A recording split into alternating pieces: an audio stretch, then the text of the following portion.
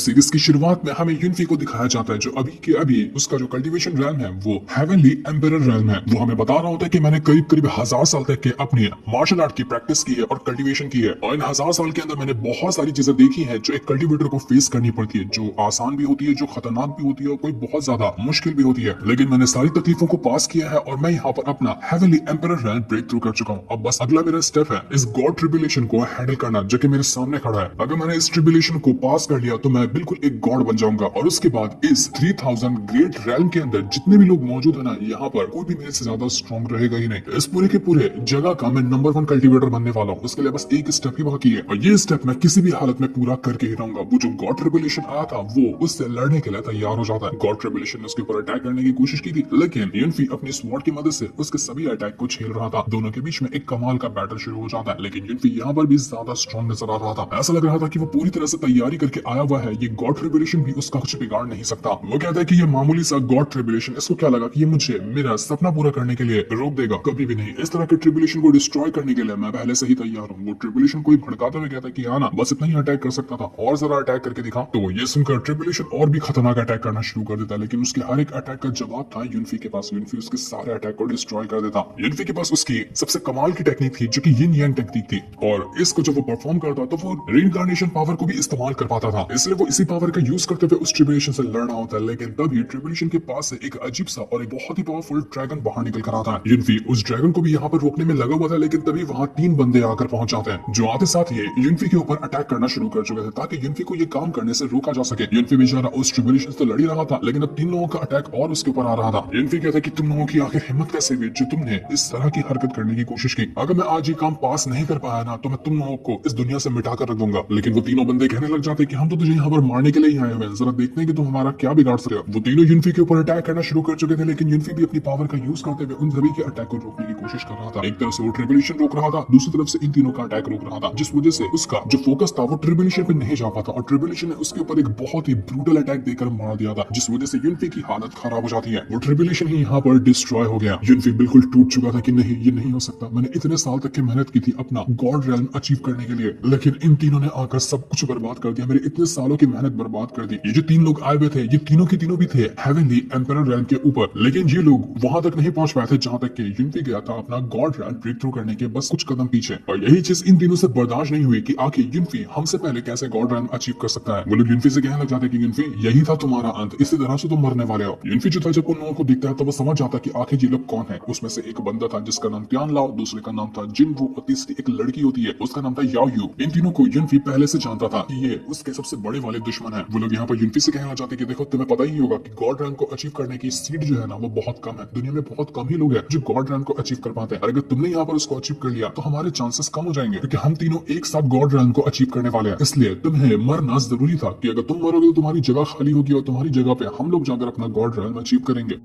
तो युनफी उनका मजाक उड़ाते हुए कहने लग जाता है कि मैं यहाँ पर हार गया, इसका मतलब ये नहीं कि तुम लोग यहाँ पर आसानी से मेरी जान ले सकते हो। तुम लोगों की औकात नहीं कि मेरा एक बाल तक बागा करके दिखा सको, क्योंकि शायद तुम लोग भूल रहे हो कि मैं किस तरह की टेक्निक को कल्टीवेट करता हूँ, कैसा मेरा लेवल है और किस तरह की मेरी पावर है। मैं रीइंकार्नेशन की पावर को कल्टीवेट करता हूँ, यिन यांग की पावर को कल्टीवेट करता हूँ, जिसकी मदद से मैं एक गॉड लेवल के बंदे जितना पावरफुल अटैक वैसे ही बना सकता हूँ बिना उस लेवल को अचीव किए। और इसका नमूना मैं तुम लोगों को दिखाने के लिए तैयार हूँ। वो तुरंत अपनी पावर को एक्टिवेट करते हुए उन सभी को यहाँ पर अपने मार्शल स्पिरिट के अंदर ट्रैक कर लेता है। उसकी मार्शल स्पिरिट इतनी ज्यादा बड़ी और इतनी कमाल की थी जिसने उन तीनों के तीनों को वहां पर पकड़ कर रख लिया था। वो उनको दबा देता है। पता तो नहीं चलता कि यहाँ पर उन तीनों की जान चली गई या फिर वो लोग बच गए, लेकिन ये करने की वजह से युनफी की हालत पूरी तरह से खराब हो चुकी थी। एक तो ट्रिब्यूलेशन का अटैक उसने झेला, और अब यहाँ पर जब पूरी पावर का यूज करते हुए इतना खतरनाक अटैक उसने बनाया तो उसका शरीर खत्म होने लग गया था, वो मर रहा होता है। वो कहता है कि मैंने बिल्कुल नहीं सोचा था इतने सालों का सफर इतनी आसानी से खत्म हो जाएगा और मेरा अंत इस तरह से लिखा होगा। उसको जिंदगी के सारे लम्हे याद आ रहे थे कि कैसे वो पहले लूजर हुआ करता था और सब चीज के ताने सुनने के बाद उसने मेहनत की और आज यहाँ तक पहुंचा था, लेकिन यहाँ तक पहुंचने के बाद भी उसको धोखा मिला। हर तरफ से बुली होने की वजह से युनफी के अंदर हिम्मत आई थी इतने पावरफुल लेवल को अचीव करने की, लेकिन इसके आगे वो नहीं बढ़ सका और आज सब कुछ खत्म हो चुका है। उसके दोस्त, उसके परिवार वालों सबको मार दिया गया था। युनफी ने सोचा कि वो सबका बदला लेगा, लेकिन आज उसकी ही जान जा रही है। वो कहता है कि मैंने ये चीज सपने में भी नहीं सोची थी कि मेरा अंत ऐसे लिखा होगा। और जैसे युनफी यहाँ पर मरता है, हम सीधे के सीधे पास्ट में चले जाते हैं जब युनफी कमजोर हुआ करता था और उस टाइम उसके पास कोई कल्टीवेशन नहीं थी और लोग उसका मजाक उड़ाया करते थे। यहाँ पर युनफी एकदम अजीब सा महसूस कर रहा था। युनफी अपने अंदर से कहने लग जाता कि ये क्या हुआ मेरे साथ, मैं तो मर रहा था ना, मेरी बस आखिरी सांसें चल रही थी, मैं अचानक से यहाँ पर कैसे आ गया। ये तो वही टाइम है जब मैंने अपनी कल्टीवेशन की शुरुआत करना सीखा था। लोगों के ताने सुनने के बाद कहीं ऐसा तो नहीं कि मेरी जो रीइंकार्नेशन की पावर थी जिससे मैं कल्टीवेट करता था उसने मुझे जिंदगी जीने का एक और मौका दिया, मुझे उस टाइम पे लाकर छोड़ दिया जहाँ पर से मेरे कल्टीवेशन की शुरुआत हुई थी। वहाँ पर एक बंदा होता है जिसका नाम था किन फेंग और वो बॉडी रिफाइनमेंट के 3rd लेवल पे था। वो युनफी का मजाक उड़ा रहा होता है कि युनफी एक लात के अंदर तो ढेर हो गया, सबसे बड़ा लूजर है हमारे तो इस सेट का, इससे बड़ा लूजर हमने जिंदगी में कभी नहीं देखा था। सबके सब लोग जो यहाँ पर इस फाइट को देखने के लिए आए हुए थे युनफी और किन फेंग की, वो सभी युनफी का मजाक उड़ा रहे होते हैं कि कितना बड़ा लूजर है ये, इसको ढंग से खड़े होना भी नहीं आता। लेकिन युनफी को कुछ समझ नहीं आता कि उसके साथ क्या हो रहा है। वो किन फेंग से कहता है कि किन फेंग तू भी तक जिंदा है, तू तो बहुत जमाने पहले मर गया था ना, ये क्या हो रहा है मेरे साथ, मैं कहां पर आकर पहुंच चुका हूं। तो किन फेंग कहता है कि तेरी हिम्मत कैसे हुई जो तूने मुझे मारा वो कह दिया, छोड़ूंगा नहीं तुझे। वो तुरंत अपनी पावर का यूज करते हुए युनफी के ऊपर अटैक करने के लिए जा रहा था, लेकिन उससे पहले बीच में ज़ाओमो नाम का एक बंदा आ जाता है जो कि युनफी का दोस्त है और वो आधे साथ ही उस किन फेंग को रोक चुका था ताकि वो युनफी के ऊपर अटैक ना कर सके। युनफी जब अपने आप को चेक करता है तो उसको पता चलता है कि वो अभी आ तो चुका है अपनी पास्ट लाइफ के अंदर, लेकिन उसने जितनी भी 1000 साल तक की कल्टीवेशन की थी, जिस लेवल को अचीव किया था, उन सब की पावर पहले से उसके पास मौजूद है। अब उसने जिंदगी की एक नई तरह से शुरुआत की है, लेकिन उसके पास कल्टीवेशन का एक्सपीरियंस है 1000 साल का, जो उसको नो डाउट इस पूरे के पूरे एरा का नंबर 1 कल्टीवेटर अभी से बना देता है। युनफी की खुशी का ठिकाना नहीं था कि अरे वाह यार मेरे साथ तो क्या कमाल की चीज हुई है, मुझे पता है कि मेरे साथ कितना बुरा हुआ था मेरी पिछले लाइफ के अंदर, कितना लोगों ने मुझे परेशान किया था, कितने लोगों ने मुझे तकलीफ दी थी जिनका मैं मुकाबला नहीं कर पाया था, लेकिन अब मेरे पास मेरी सारी की सारी कल्टीवेशन मौजूद है जो कि 1000 साल की है। अब मुझे कोई परेशान करने की कोशिश की ना, मैं उसका खानदान तक के मिटा सकता हूँ। जिस जिंदगी को मैंने पहले जिया था रिग्रेट में, गिल्ट में, और उस सारी चीजों की भरपाई करने का टाइम आ चुका है। अब मैं यहाँ पर उन सभी को नहीं छोड़ूंगा जिसने मुझे तकलीफ दी थी। कुछ ही मिनट में एक लूजर बंदा जो कि इस वर्ल्ड से बिलोंग करता था युनफी, वो अचानक से ऐसा पावरफुल हो गया अपने पिछले लाइफ की पावर को हासिल करने के बाद कि उसके जैसा स्ट्रॉन्ग कल्टीवेटर अभी के टाइम पे इस पूरी दुनिया में कोई मौजूद ही नहीं है। युनफी कहने लग जाता है कि जब मुझे जिंदगी ने ये मौका दे ही दिया है दोबारा से जिंदगी जीने का, तो मैं इस लाइफ को इतना मजेदार बनाऊंगा ना जिसका कोई हिसाब भी नहीं लगाया जा सकता। मैं हर वो चीज करूंगा जो मैंने सोचा था करने का, लेकिन वो कर नहीं पाया। ज़ाओमो जो था वो किन फेंग से फाइट करने गया था ताकि वो युनफी को बचा सके, लेकिन ज़ाओमो की हालत खराब हो जाती है। किन फेंग ने उसको बहुत मारा था। ज़ाओमो जो होता है वो बॉडी रिफाइनमेंट के लेवल 1 पे ही मौजूद था, लेकिन वो युनफी का अच्छा दोस्त है तो वो युनफी को कुछ भी होने नहीं देगा। तो किन फेंग उस ज़ाओमो से कहने लग जाती है कि लगता है तुझे भी मरने का बहुत शौक है, मैं आज यहाँ पर युनफी को भी और ज़ाओमो को भी, दोनों को जान से मार डालूंगा। वो तुरंत ही ज़ाओमो के ऊपर अटैक करते हुए उसकी जान लेने की कोशिश करता है, लेकिन वो ये काम कर क्या पाता कि इससे पहले ही एक पल के अंदर युनफी जो था वो किन्नो के सामने आता है और उसके सामने आकर खड़ा हो चुका था। उसकी पावर, उसके अंदर से निकलने वाला और ऐसा था कि वो किन फेंग तो वहीं पर स्टॉप हो जाता है, वो हिल भी नहीं पा रहा था।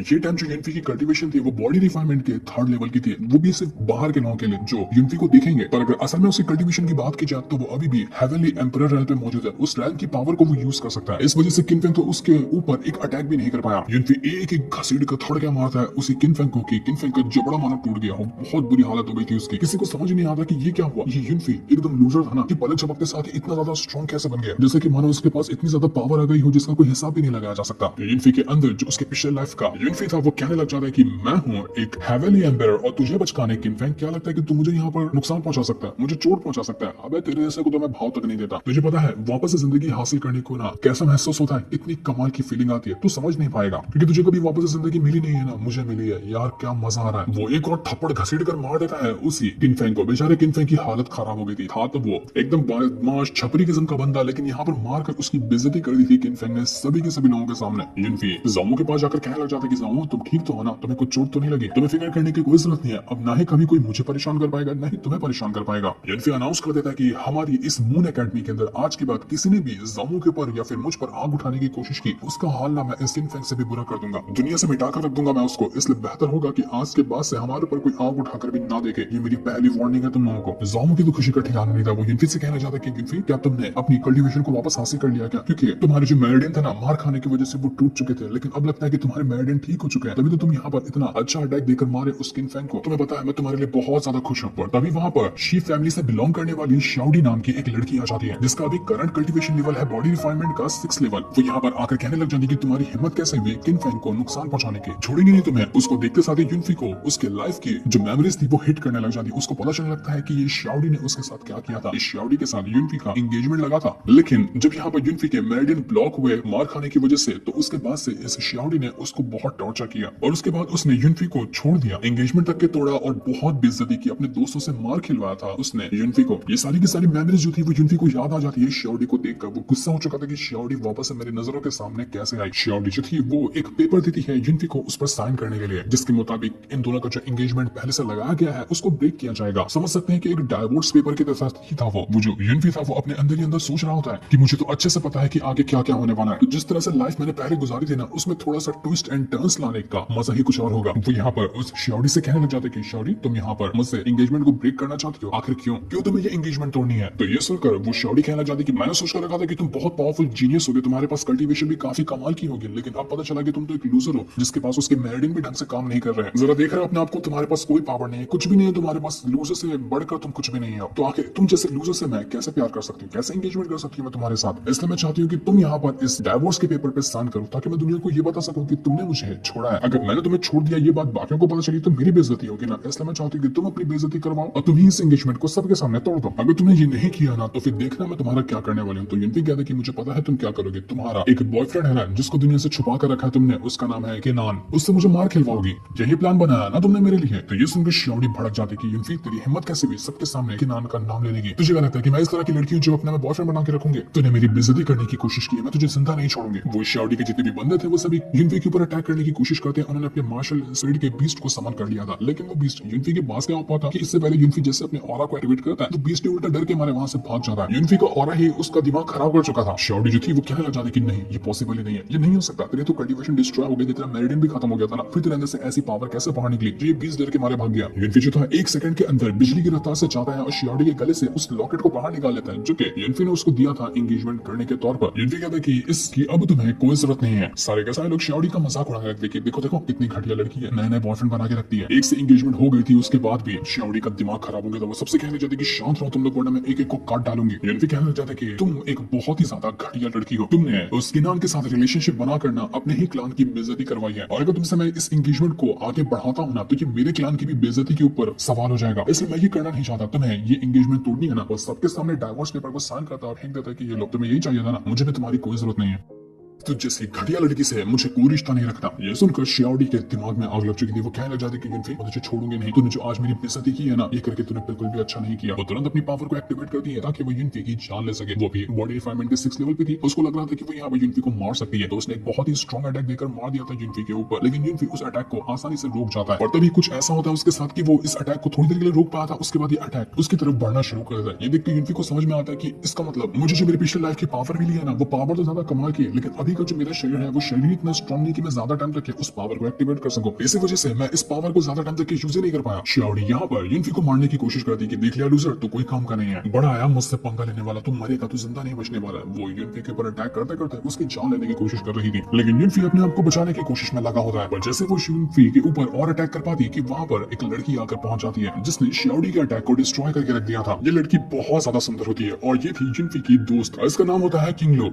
वो आते साथ ही शियोडी के ऊपर अटैक करते हुए उसके सारे के सारे अटैक को डिस्ट्रॉय कर चुकी थी। वो शियोडी कहने जाती कि किंगलो तूने ये करके अच्छा नहीं किया, तुझे पता है ना कि मेरे फादर कितने ज्यादा खतरनाक है, तुझे वो छोड़ेंगे नहीं। लेकिन किंगलो सुनने वाली नहीं थी, वो बहुत मारती है उसी शियोडी को। किंगलो जो थी वो बॉडी रिफाइनमेंट के 6 लेवल पे थी, इस वजह से शियोडी उसका मुकाबला ही नहीं कर पाई। किंगलो कहने लग जाती कि किसी ने भी युनफी के ऊपर आग उठाने की भी कोशिश की ना, मैं उसको जिंदा नहीं छोड़ूंगी। किंगलो को नहीं पता था कि युनफी कितना स्ट्रॉन्ग बन चुका है, उसको लग रहा था कि वो अभी भी बॉडी रिफाइनमेंट के 3rd लेवल पे है, इसलिए किंगलो को युनफी को अटैक करना चाहिए। तो यहाँ पर किनफेंग का जो किंग क्लान है और शियोडी का जो शी क्लान है, वो दोनों यहाँ पर भड़क जाएंगे युनफी से, क्योंकि दोनों की उसने बेइज्जती की, उनके बंदों को उसने मारा है ना, तो वो लोग यहाँ पर युनफी को धमका कर जा रहे थे कि बेटा बच के रहना, तू बचने वाला नहीं है, तेरा अंत तो बहुत जल्द होगा। युनफी जो था वो किंगलो को देखकर बिल्कुल खुश हो जाता है, वो उसके करीब चला जाता है और उसको पुरानी चीजें याद आने लग गई थी, जब यहाँ पर कोई भी युनफी का साथ नहीं देता था, उसकी कल्टीवेशन ब्रेक हुई थी और शियोडी ने उसको बहुत मारा था, तब किंगलो ही थी जिसने युनफी का साथ दिया, उसको सहारा दिया, उसको समझा, और तभी से युनफी और किंगलो की बहुत अच्छी दोस्ती हो गई थी। किंगलो चाहती तो थी कि युनफी उसके साथ रहे, लेकिन युनफी को अपना कल्टीवेशन में स्ट्रॉन्ग बनना था, इसलिए वो सब कुछ छोड़कर यहाँ से चला गया था। अब जब इतने दिनों बाद युनफी किंगलो को वापस से देखा है तो वो बिल्कुल इंप्रेस हो चुका है, वो बिल्कुल खुशी से पागल हुआ पड़ा है। वो किंगलो से कहना चाहता है कि किंगलो तुम्हें नहीं पता कि मैं तुमने कितना महसूस किया, मैं तुम्हारा कब से इंतजार कर रहा था और फाइनली किस्मत ने मुझे वापस से तुमसे मिलवा दिया, मैं बहुत ज्यादा खुश हूँ। मुझे पता है कि तुम भी मुझे पसंद करती हो और मैं भी तुम्हें पसंद करने लग गया हूँ। तो किंगलो कहती कि इस तरह की बातें क्यों कर रहे हो, मुझे शर्म आ रही है। लेकिन वो दोनों एक दूसरे को पसंद करते थे, तो धीरे धीरे करते हुए एक दूसरे के करीब आने लगते कि मानो यहाँ पर उनका किस होगा, लेकिन बीच में ज़ामो आकर उनका ये कार्यक्रम रोक देता है। किंगलो जो थी वो युनफी को अपने पास एक खास तरह की पिल देती है और उससे कहना चाहती है कि ये मेरे क्लान की ना बहुत खास पिल है, ये तुम्हें रिकवर करने में काम आएंगी। तो इतना कहने के बाद वो किंग लू जो थी वो तो वहां से जा चुकी थी, लेकिन जामू बिल्कुल टेंशन में था कि ब्रो तुझे पता है कि वो शी क्लान वाले और किंग क्लान वाले हमें नहीं छोड़ेंगे, बड़ा मैटर हो गया यार, हम कैसे अपने आप को बचाएंगे। तेरे मेरिडियन अभी ठीक हुआ है लेकिन अभी तो फिर भी कमजोरी है, तुझे और स्ट्रॉन्ग बनाना पड़ेगा खुद को ताकि उन दोनों क्लान वालों से तू बदला ले सके। तो युनफी उससे कहता है कि तुम्हें उसकी फिक्र करने की कोई जरूरत नहीं है, मुझे उनसे बहुत ज्यादा गुस्सा पहले से चढ़ा हुआ है क्योंकि मेरे ये क्लान को बर्बाद करने वाला कोई और नहीं बल्कि वही दोनों क्लान वाले थे। तो मुझे गुस्सा आज के मैटर से नहीं, बहुत जमाने से है, वैसे मैं उनको बिल्कुल भी नहीं छोड़ने वाला। हाँ मानता हूँ कि अभी थोड़ा कमजोर हूँ, मुझे खुद को रिकवर करना है, उसके बाद मैं उनका गेम बजा कर ही रहूंगा। तो युनफी अपना कल्टीवेशन वगैरह करने के लिए जा चुका था ताकि अपनी बॉडी को स्ट्रॉन्ग बना सके, जिसकी मदद से वो अपने पिछले लाइफ की पावर को अच्छे से यूज कर पाएगा। और बेचारा जैसे ही उड़ रहा था हवा में, सीधा वहां से वो नीचे जाकर गिर जाता है क्योंकि उड़ने की प्रैक्टिस उसको पिछले लाइफ में थी, लेकिन इस लाइफ में उसके पास उतनी पावर ही नहीं है कि वो अपनी बॉडी को उड़ा सके, इसलिए बेचारा ऊंचाई से नीचे गिर गया। दूसरी तरफ श्योर्डू जो थी वो रोते हुए अपने फादर के पास आती है और कहने लग जाती कि फादर आपको उस युनफी से बदला लेना होगा, उस युनफी ने मेरे को इतना ज्यादा बेइज्जत किया भरे बाजार में जिसका कोई हिसाब ही नहीं है, मैं अपनी बेइज्जती से अब बर्दाश्त ही नहीं कर पा रही हूँ, मैं कोई गलत कदम उठा लूंगी लेकिन इससे पहले आपको उस युनफी से बदला लेना होगा वरना आप मुझे दोबारा कभी नहीं देख पाएंगे। तो ये सुनकर श्योर्डू का जो फादर था वो भड़क चुका था कि आखिर उस युनफी की हिम्मत कैसे हुई जो उसने मेरी बच्ची को सबके सामने बेइज्जत किया, काट कर रख दूंगा मैं उसको। तो बिल्कुल ही फिक्र मत करो, यहाँ पर सिर्फ हमारे शी क्लान वाले उस युनफी के दुश्मन नहीं है बल्कि कुछ और भी क्लान वाले हैं जो कि युनफी की जान लेना चाहते हैं। भले से उसके पास उसकी पावर आ गई होगी लेकिन अभी भी वो बॉडी रिफाइनमेंट के 3rd लेवल का एक लूजर है।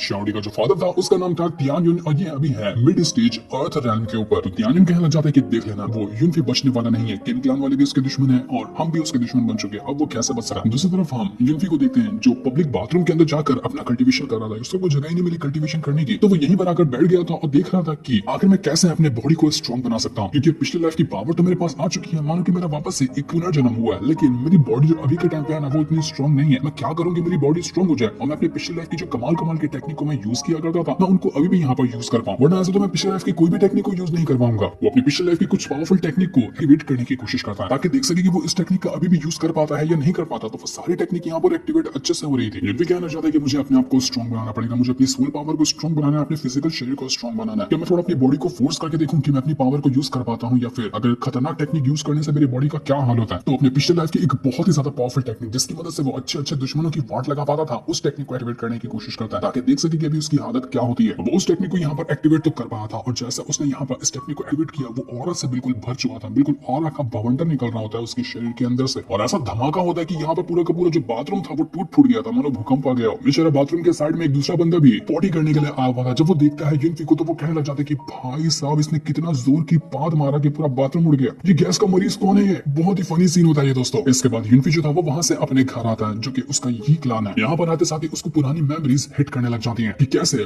उस शी क्लान का जो मास्टर है तियानयुन उसने उसके क्लान के ऊपर हमला किया था, उसके पूरे परिवार को जान से मारने की कोशिश की थी। बड़ी मुश्किल से युनफी के फादर ने उसको बचाया था और आज इतने दिनों बाद अपने घर में वापस आने के बाद युनफी को बहुत अच्छा और उसको पुरानी की पुरानी यादें हिट कर रही थी। वो इमोशनल भी होता है, वो खुश भी होता है। वो कहने लग जाता है कि मैंने बिल्कुल भी नहीं सोचा था कि मैं वापस से अपने घर में वापस आ पाऊंगा, मुझे तो लगा था कि सब कुछ खत्म हो चुका है। पिछले लाइफ में उसके फादर ने उससे कहा था कि युनफी तुम चले जाओ, यहाँ पर जो भी दुश्मन आया है ना उससे मैं लड़ने के लिए तैयार हूँ, मैं अपनी फैमिली को बचाऊंगा लेकिन मैं तुम्हें कुछ होते हुए नहीं देख सकता, इसलिए भाग जाओ तुम यहाँ से। लेकिन युनफी के फादर की जान चली गई थी, वो लड़ते थे मारे गए थे। युनफी कहने लग जाता है कि काश पिछली लाइफ में भी मेरे पास मेरी सारी पावर होती ना तो मेरे फादर को कुछ नहीं होता, मेरे क्लान को कुछ नहीं होता, सब कुछ को मैं रोक दिया होता, लेकिन उस टाइम मेरे पास पावर नहीं थी। पर अब जब मेरे पास पावर है ना तो मैं अपने क्लान को कुछ भी होने नहीं दूंगा। पर जैसे युनफी वहां पर आगे बढ़ा था वहां पर एक मोटू आकर पहुंच जाता है जो आधे साथ युनफी के ऊपर अपनी स्वॉर्ड की मदद से अटैक कर चुका था, लेकिन युनफी इस अटैक को रोक लेता है। मोटू का नाम था ये कियान और ये बॉडी रिफाइनमेंट के 5th लेवल में था। वो कहने लग जाता है मोटू युनफी से कि युनफी तूने बहुत ज्यादा अपराध करके रखे हैं, इसकी सजा मैं तुझे देने के लिए आया हूँ। तो युनफी मोटू से कहता है कि अबे मोटू मैंने कौन सा अपराध किया तो वो बताएगा।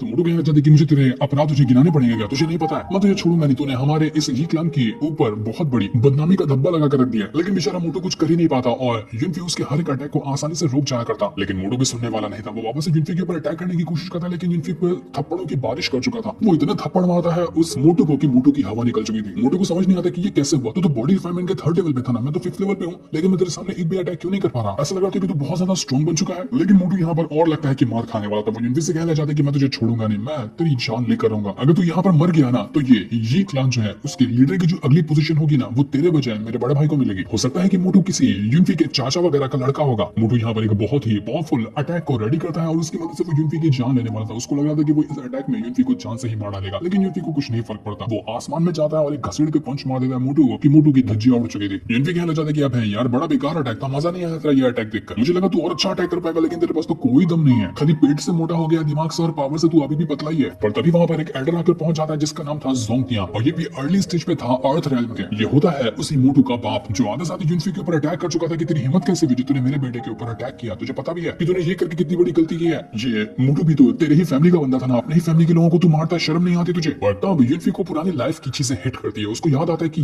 यही वो है जोंगनियान जिसने उसके फादर के ऊपर अटैक किया था तो ये यूनफी का चाचा, लेकिन उसी ने अपने भाई के ऊपर यानी कि यूनफी के फादर के ऊपर अटैक किया और उसकी जान ली क्योंकि ये दुश्मनों के साथ मिला हुआ था। तो यूनफी उस जोंगनियान से कहता कि बूढ़ो कहीं के मुझे ज्ञान मत दे वरना तेरी फाड़ कर रख दूंगा तेरे को, तेरी बात तो मैं बिल्कुल भी नहीं सुनने वाला हूँ।